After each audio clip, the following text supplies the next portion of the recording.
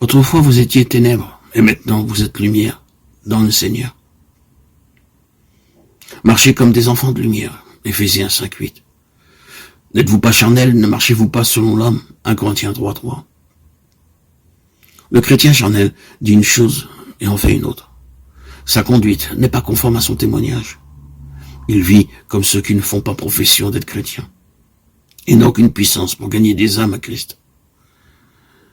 Vous êtes-vous reconnu dans ce portrait? Êtes-vous un chrétien charnel? Êtes-vous lassé par le combat et humilié par la défaite, affligé de vos progrès insuffisants, attristé par la stérilité de votre vie, convaincu de votre infidélité, peiné par votre vie hypocrite? Il y a alors de l'espoir pour vous. Tournez-vous vers Dieu, demandez-lui de briser les chaînes de cette vie charnelle et de vous faire entrer dans la liberté glorieuse des enfants de Dieu. Le monde, c'est tout ce qui ne vient pas du Père. Ce qui n'est pas digne de la vie du Christ dans les cieux n'est pas digne de la vie du chrétien sur la terre.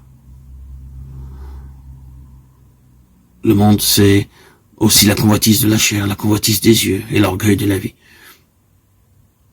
Il se manifeste dans la toilette, la conversation, les distractions, les lectures, les amitiés, par nos désirs et par nos actions. La convoitise de la chair, c'est tout ce qui flatte la chair.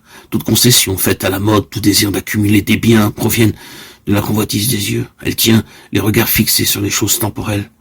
Tout ce qui exalte le moi, tout ce qui développe en nous l'orgueil, le désir de briller, tout ce qui détruit les nobles aspirations de l'âme, la fait ramper et l'empêche de prendre son essor, constitue l'orgueil de la vie.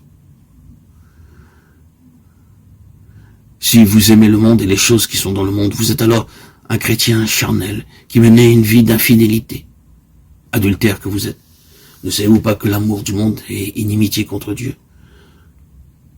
Celui donc qui veut être l'ami du monde se rend ennemi de Dieu.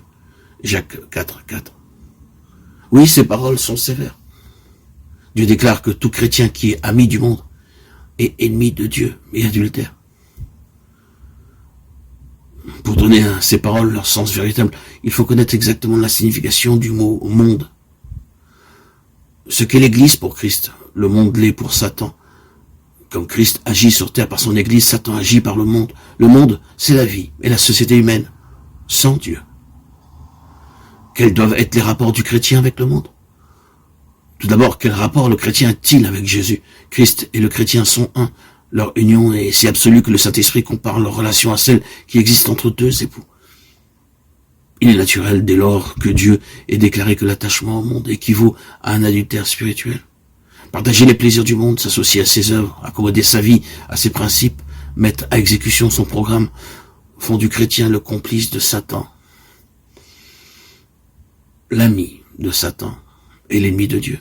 N'aimez point le monde, ni les choses qui sont dans le monde. Si quelqu'un aime le monde, l'amour du Père n'est point en lui.